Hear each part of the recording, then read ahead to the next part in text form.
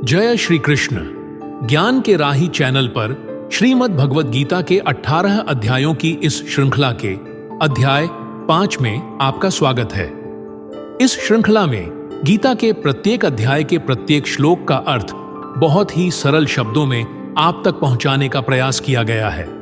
इस श्रृंखला को बनाने के पीछे हमारा उद्देश्य ये है कि आप गीता के प्रत्येक अध्याय की प्रत्येक शिक्षा का अर्थ बहुत आसानी से समझ सकें और उनका पालन करके अपने जीवन को सार्थक बना सकें। श्रीमद् भगवद गीता के चौथे अध्याय ज्ञान कर्म संन्यास योग में आपने जाना कि कैसे अपने कर्तव्यों का ईमानदारी से पालन करके, ज्ञान प्राप्त करके और कर्मों के फलों से अलग रहकर मोक्ष प्राप्त किया जा सकता है।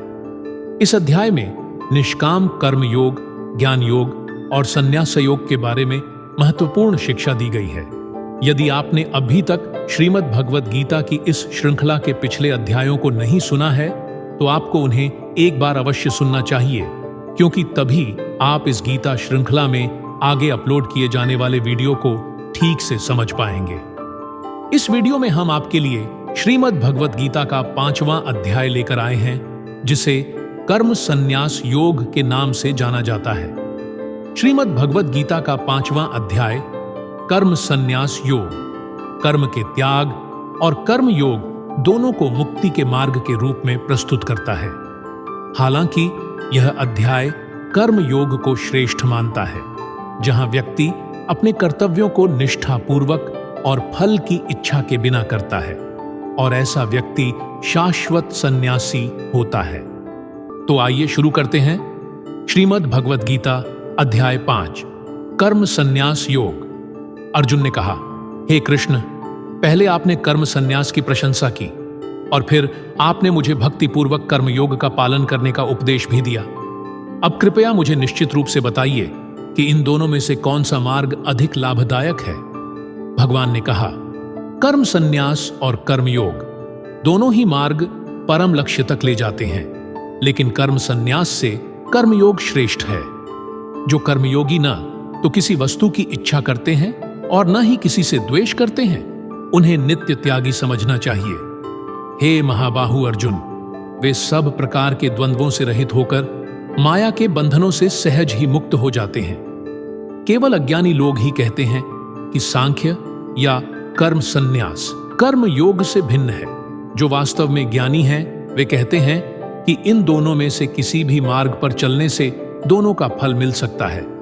भगवान कृष्ण कहते हैं कि जो कर्म त्याग से प्राप्त होता है वही भक्ति कर्म योग से भी प्राप्त किया जा सकता है। इस प्रकार जो लोग कर्म त्याग और कर्म योग को एक ही मानते हैं, वे ही वास्तव में सभी चीजों को वैसा ही देखते हैं जैसा वे हैं। हे अर्जुन, बिना भक्तिपूर्वक कर्म किए उनका सर्वथा त्याग करना कठिन है, परंतु जो महात्मा कर्मयोग में लगे रहते हैं वे शीघ्र ही ब्रह्म को प्राप्त कर लेते हैं। जो कर्मयोगी शुद्ध बुद्धि वाले हैं, जो अपने मन और इंद्रियों को वश में रखते हैं तथा जो सभी प्राणियों में आत्मा के रूप में परमात्मा को देखते हैं, वे सभी प्रकार के कर्म करते हुए भी कभी कर्म से नहीं बंधते। जो लोग कर्मयोग में दृढ़ निश्चयी हैं, वे देखते, सुनते, स्पर्श करते, सूंघते, चलते, सोते, सांस लेते, बोलते, त्याग करते, ग्रहण करते, आंखें खोलते या बंद करते समय सदैव यह सोचते हैं कि मैं करता नहीं हूं, और दिव्य ज्ञान के प्रकाश में वे केवल यही देखते हैं कि ये भौतिक इंद्रियां ही हैं जो अपने विषयों में क्रियाशील हैं, आत्मा नहीं। जो लोग अपने कर्मों के फलों को भगवान को समर्पित कर देते हैं और बिना किसी आसक्ति के अपने कर्तव्यों का पालन करते हैं, वे पापों से उसी प्रकार अछूते रहते हैं जैसे कमल के पत्ते से जल अछूता रहता है। योगीजन आसक्ति त्याग कर केवल आत्मशुद्धि के लिए ही शरीर, इंद्रिय, मन और बुद्धि से कर्म करते हैं। कर्मयोगी अपने सभी कर्मों के फल भगवान को अर्पित कर देते हैं और परम शांति प्राप्त करते हैं, जबकि जो लोग इच्छा और व्यक्तिगत लाभ के साथ कर्म करते हैं, वे बंधन में पड़ जाते हैं, क्योंकि वे कर्म के फल में आसक्त रहते हुए कर्म करते हैं।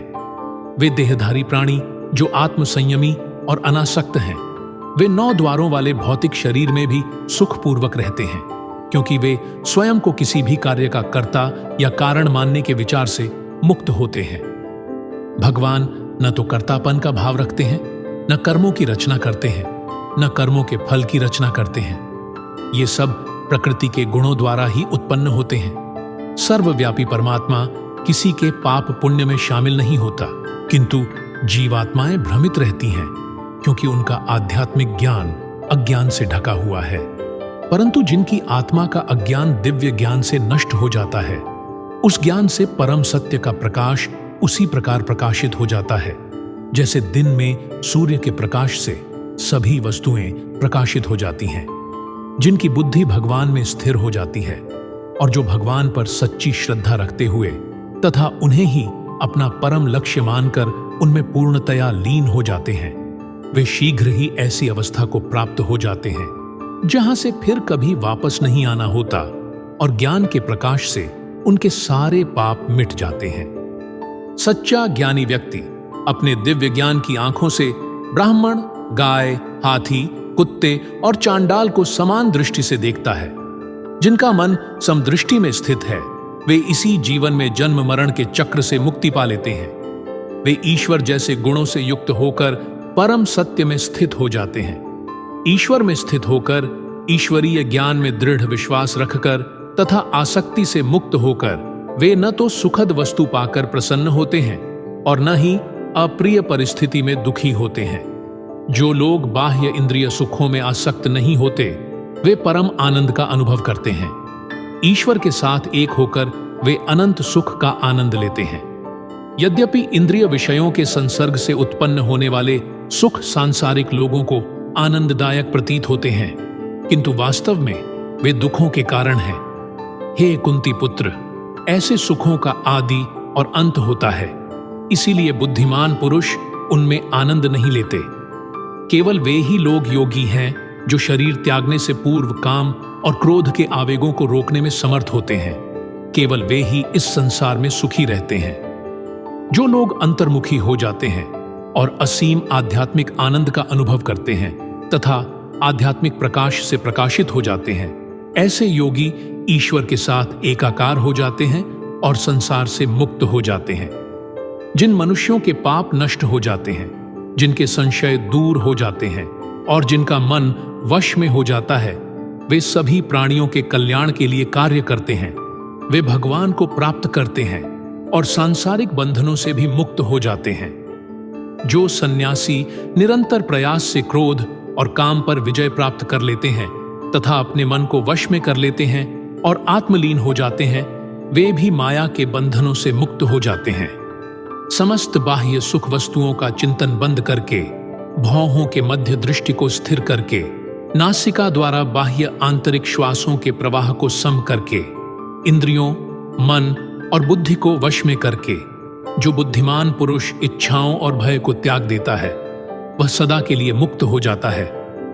जो भक्तजन मुझे समस्त यज्ञों और तपों का भोक्ता, समस्त लोकों का स्वामी तथा समस्त प्राणियों का सच्चा हितैषी समझते हैं, वे परम शांति को प्राप्त होते हैं। तो इसी के साथ श्रीमद् भगवद गीता का 5वां अध्याय कर्म संन्यास योग यहीं समाप्त होता है। आइए अब हम संक्षेप में समझें कि हमने भगवद गीता के 5वें अध्याय कर्म संन्यास योग से क्या सीखा है। कर्म योग और संन्यास योग। यह अध्याय संन्यास और कर्म योग दोनों को मुक्ति के साधन के रूप में प्रस्तुत करता है। कर्म योग की श्रेष्ठता। यह कर्म योग को संन्यास से श्रेष्ठ मानता है, क्योंकि जो व्यक्ति भक्ति पूर्वक कर्म करता है, वह न तो घृणा करता है और न ही इच्छा करता है। इसीलिए ऐसा व्यक्ति शाश्वत सन्यासी होता है। कर्मों के त्याग की अपेक्षा कर्मों के फल की इच्छा का त्याग। इस अध्याय में कर्मों के त्याग की अपेक्षा कर्मों के फल की इच्छा के त्याग पर बल दिया गया है। सच्चा सन्यास। सच्चा सन्यास वह है जिसमें व्यक्ति यह समझता है कि ईश्वर ही सबका स्वामी है और सभी चीजों का उपयोग उसकी सेवा में किया जाना चाहिए। संसार से ऊपर उठना। जो व्यक्ति सुख दुख के द्वंद्व से मुक्त होकर ईश्वर में स्थित रहता है, वह संसार से ऊपर उठ सकता है। सभी कर्मों को भगवान को समर्पित करना। यह अध्याय सभी कर्मों को भगवान को समर्पित करने को सच्चे त्याग के रूप में देखता है।